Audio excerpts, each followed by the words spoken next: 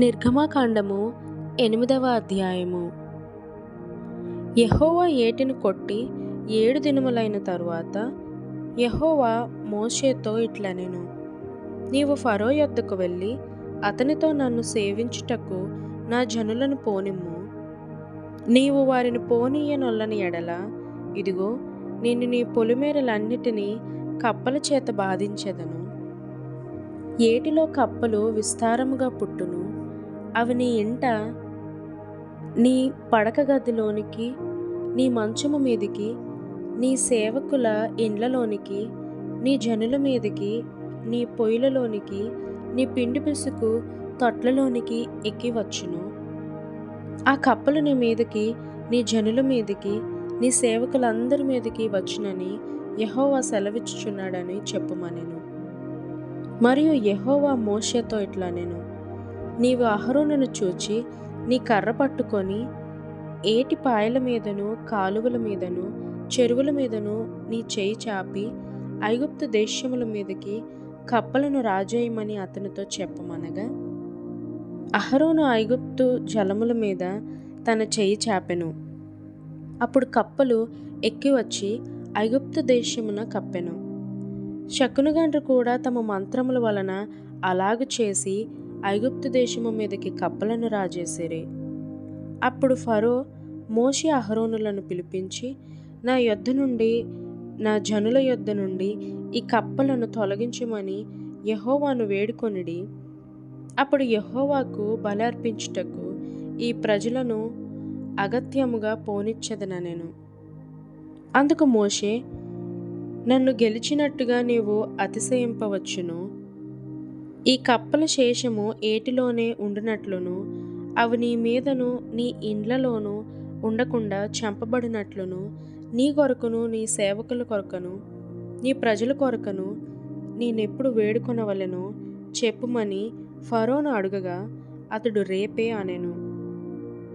అందుకతడు, మా దేవుడైన యెహోవా వంటి వారెవరునూ లేరు అని నీవు తెలుసుకొనున్నట్లు నీ మాట చొప్పున జరుగును.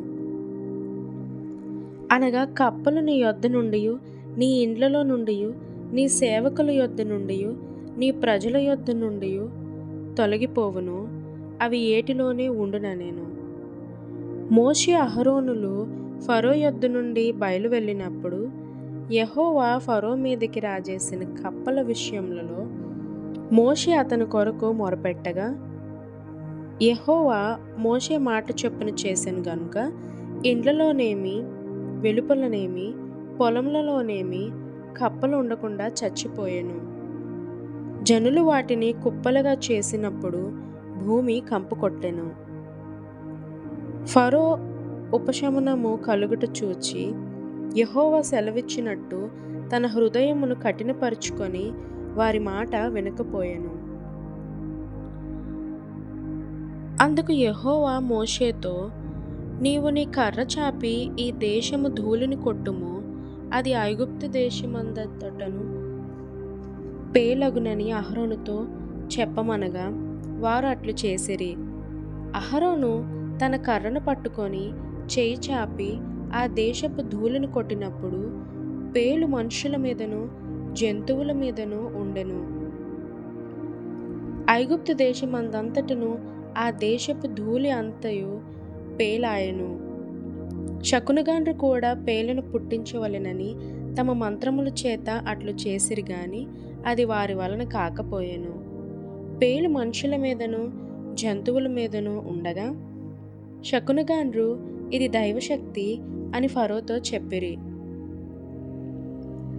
అయితే యెహోవా చెప్పినట్టు ఫరో హృదయము కఠినమాయెను, అతడు వారి మాట వినకపోయెను. కాబట్టి యెహోవా మోషేతో, నీవు ప్రొద్దున లేచి ఫరో ఎదుట నిలువుము. ఇదిగో అతడు ఏటి యొద్దకు పోవును, నీవు అతను చూచి నన్ను సేవించుటకు నా ప్రజలను పోనిమ్ము. నీవు నా ప్రజలను పోనీయని ఎడల, చూడుము, నేను నీ మీదికిని, నీ సేవకుల మీదికిని, నీ ప్రజల మీదికిని, నీ ఇండ్లలోనికి ఈగల గుంపులను పంపెదను. ఐగుప్తీయుల ఇండ్లను, వారున్న ప్రదేశమును ఈగల గుంపులతో నిండియుండును.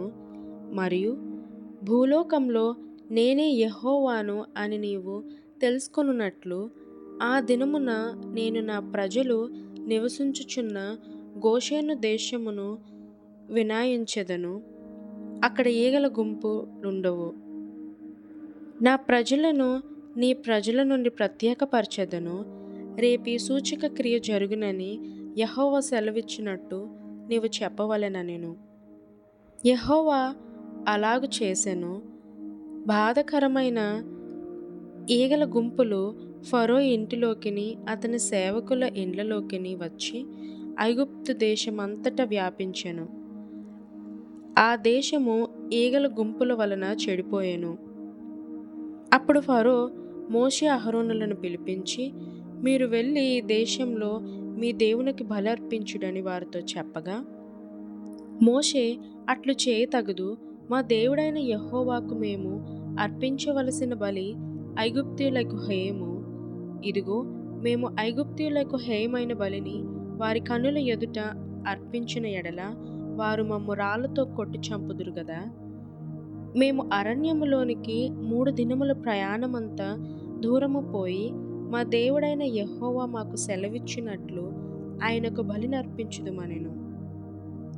అందుకు ఫరో, మీరు అరణ్యములో మీ దేవుడైన యెహోవాకి బలర్పించుటకు మిమ్మును పోనిచ్చెదను గాని దూరము పోవద్దు, మరియు నా కొరకు వేడుకొనుడనెను.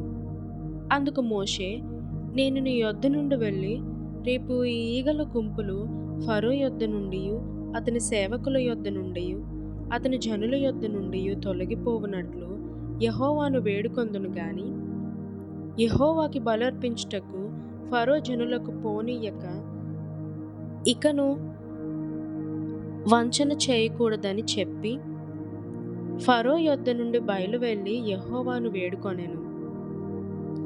యెహోవా మోషే మాట చొప్పున చేయగా ఈగల గుంపులు ఫరో యొద్ద నుండియు అతని సేవకుల యొద్ద నుండియు అతని ప్రజల యొద్ద నుండియు తొలగిపోయెను. ఒక్కటైనను నిలువలేదు.